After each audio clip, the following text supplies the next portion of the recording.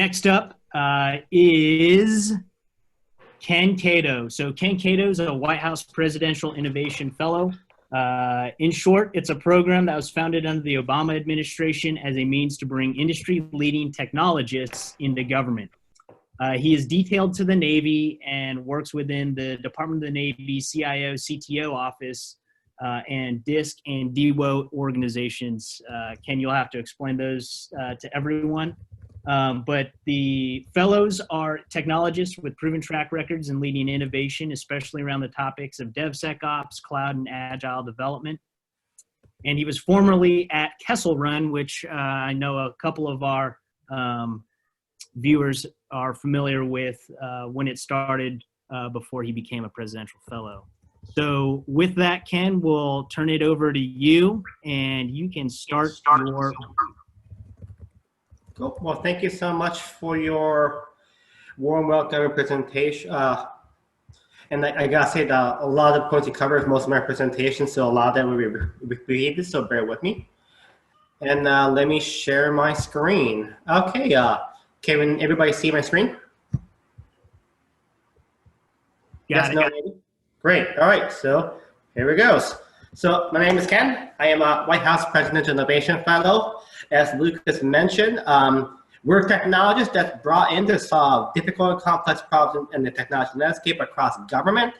And as he mentioned, I'm specifically detailed to the Navy. So I'm here to do a whole bunch of tech stuff. And before we go too far, as he mentioned, I came out of Kessel Run. So Kessel Run started about 3.5 years ago as a pathfinder as a means to discover, can we do agile practices in software development and have it work in the DoD. Long story short, mission accomplished. So now it's a fully funded, fully fledged program. Fair warning, I am from Massachusetts, which means I'm a masshole. That means I speak 2 languages, English and sarcasm. Just to level set what I'm about to say for the rest of the presentation, and just in case there are any sensitive viewers out there. So now that that's out of the way, so as it was mentioned, I am detailed to the Navy, and once I got to the Navy, been told to do a whole bunch of stuff. Can you help us with Agile, DevOps, DevSecOps, what have you, right? But the DoD is mired in the same problem that the rest of the government has, and that's really one simple thing, and that's waterfall. So from acquisition, the way we buy stuff, all the way out to the way we deliver, if we deliver, is so heavily laden in process that it just slows the entire process and speed down. So one of the first things I looked at to change that, to move that needle just a bit more, was the acquisition community.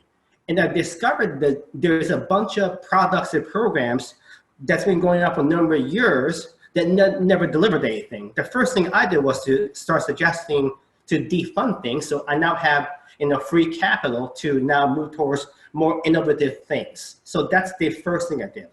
Then slam with all these buzzwords, do DevOps, DevSecOps, like from everybody and their mother.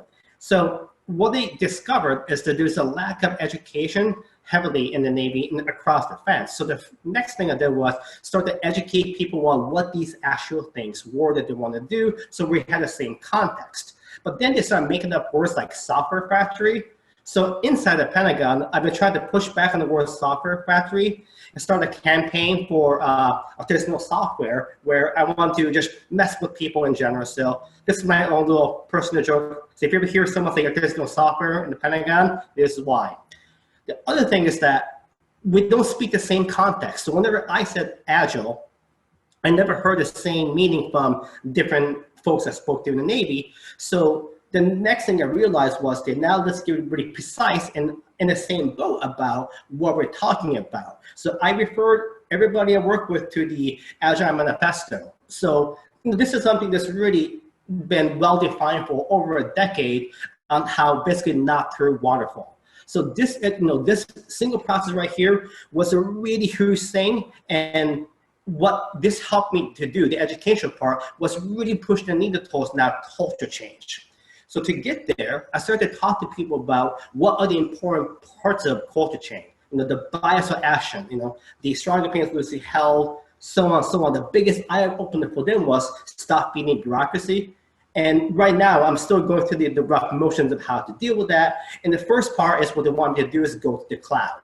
So as you all know, as some of you might know in the defense community, going to the cloud is not a trivial thing. Anybody can get an AWS account, except for if you're in the defense department, you have to jump through 25 hoops to get an AWS account. So the first thing I'm happy to announce we're about to change at the Navy CTO level is that we're going to start a new PO digital. We're going to be bringing the Naval Commercial Cloud Service, NCCS, into the fold under the new PO digital. So they will be the acquisition and cloud broker for the entire Navy. So that will be an announcement coming as a memorandum quite soon for the CTO office. I also want to give some shout outs. So there are plenty of folks in the Navy that are pretty well enabled, but they still got blockers, like the NavalX kids at the arena who do a bank-up job in their own installation OpenShift. The Warfare Center out at China Lake doing groundwork. All the folks at Point Magoo doing the knobs, which is the jumps transition. So if you want to get some shout out to folks who are doing the right thing. The most commonly I get asked about how to do a continuous ATO. And I want to give you a little insight that I didn't come up with it, that this was a well-defined idea in industry. So before the idea of a continuous ATO, I borrowed the idea from AWS, who expressed it very simply as a shared security model. What a shared security model is exactly what it sounds like, right? AWS, I'll trust you to lock down what is the cloud, and me, the customer, will lock down what is in the cloud. So I applied the same idea to start to go down the path of the RMF inheritance model.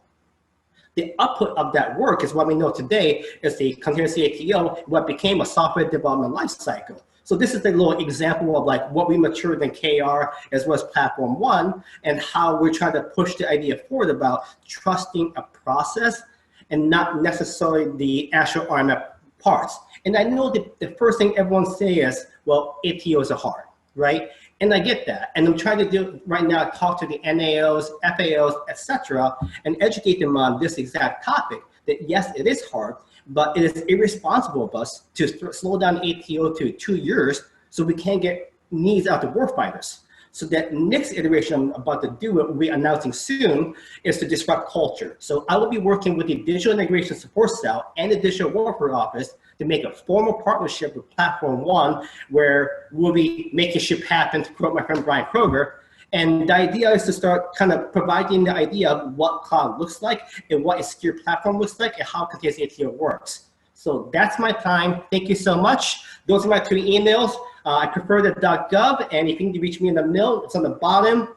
And right now, the President Innovation Fellowship is open for applications. So go to pif.gov, come apply if you think you forgot what it takes. Thank you so much for everyone's time. Woo, 6 minutes, 40 seconds. I was just about to say 6 minutes and 40 seconds on the nose. That was awesome. That was awesome. I really appreciate you telling us about the PIF and kind of what you guys have been working on, because that is a very important thing right now, you know, as the DoD looks at the cloud and what is the cloud, and different services have, I think, different perspectives on what the cloud should be. So really appreciate it. For the